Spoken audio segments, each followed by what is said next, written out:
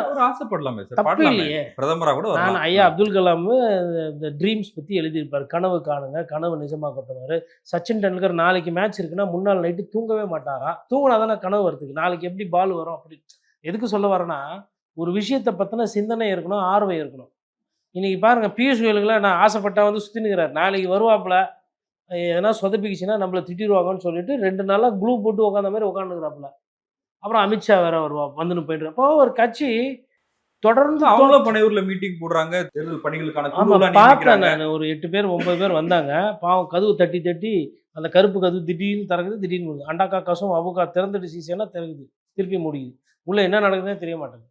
இப்படி கிடையாது கட்சி நடத்துறது. இது ஷூட்டிங் இல்ல. இது அரசியல் கட்சி. ஒரு ஒரு விஷுவல் வரணுங்க. ஒரு 20 தொண்டர்கள் வந்துட்டு மனு குடுக்குற மாரி, இல்ல 20 தொண்டர்கள் அங்க உட்கார்ந்து பேசுற இப்ப மாரி. ஜெயலலிதா கூட அப்படிதானே சார். திடீர்னு போயஸ் கார்டன் கதவு திறக்கும். ஆ அவங்க வந்து பிரச்சாரம் அவங்க பண்ணுவாங்க. வந்து கொள்கை பரப்பு செயலாளரா இருக்கும்போது, அம்பாஸ்டர் கார் மேல ஏறி நின்னுலாம் பிரச்சாரம் பண்ணியிருக்கிறாங்க. ஜெயலலிதா கடைசி காலத்துல அவங்க ஒரு மகாராணி போல வலம் வந்தார்கள். புரியுதுங்களா? ஆரம்ப காலத்துலலாம் தெரு தெருவா போய் சோ அவர்களும், ஆர். பகவான் சிங்கும் அவங்க கூட நடந்தெல்லாம் பயணம் பண்ணியிருக்கிறாங்க. இன்னமும் ஆர். பகவான் சிங் சார் கேட்டீங்கன்னா சொல்லுவாரு. She used to walk like that.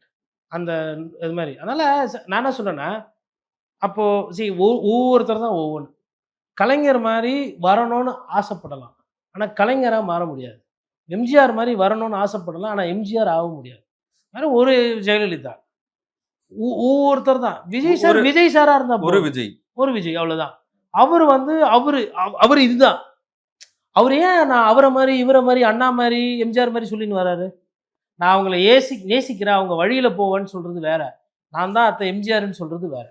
அவங்க தொண்டர்கள தன் பக்கம் இழுக்கிறாரு சார். நான் என்ன சொல்றேன்னா விஜயகாந்தோட தம்பி, ம், எம்ஜிஆரோட ம். பக்தர். அன்னை தெரேசாவோட குழந்தை, அப்துல் கலாமோட சித்தப்பா பையன், ஐநா சபையில இருந்தவரோட மச்சான். என்னங்க இது? மக்கள்கிட்ட போய் பழகி வந்து பேர் எடுத்துட்டு, உங்க அண்ணனா இருங்க. ஜெகன் இருந்தாரு. அவருக்காக உயிரே குடுப்பேன்றாங்க. ஜெகன் இருந்தாரு ஆந்திரால. ஒய்எஸ்ஆர் பையன். ஜெகன் அண்ணா நான் வந்துட்டேன். நான் வரேன். நான் இருக்கிறேன் உங்க கூட. ஜெகன் அண்ணா, ஜெகன் அண்ணா, ஜெகன் அண்ணா. திருப்பி ஜெயிச்சாரா? 10 வருஷம் அடக்குமுறை. காங்கிரஸ் சின்ன பின்னமா ஆக்குச்சு. பிஜேபியும் அவர் வளர்றத விரும்பல. போனாப்புல அதுவும் இத்தனைக்கும் பணக்கார வீட்டு புள்ள தான். ஜெகன் வந்து ஒண்ணும் ஏழைப்பாழலாம் கிடையாது. சொகுசுக்கு சொந்தக்காரர் தான். அவரு உச்ச சொகுசு நடிகர் கிடையாது. அவர் அரசியல்வாதி. அப்ப இவரு நடிகரா? அரசியல்வாதி. அது அவங்க ஃபர்ஸ்ட். அப்பா இறந்ததுக்கு அப்புறம் தான் ஜெகன் அரசியலுக்கே வராரு சார். விஜய் வந்து 69 படம் நடிச்சிட்டாரு சார். சரிங்க. அப்ப 70வது படமா இப்போ தேர்தலுக்கு நடிக்கிறது?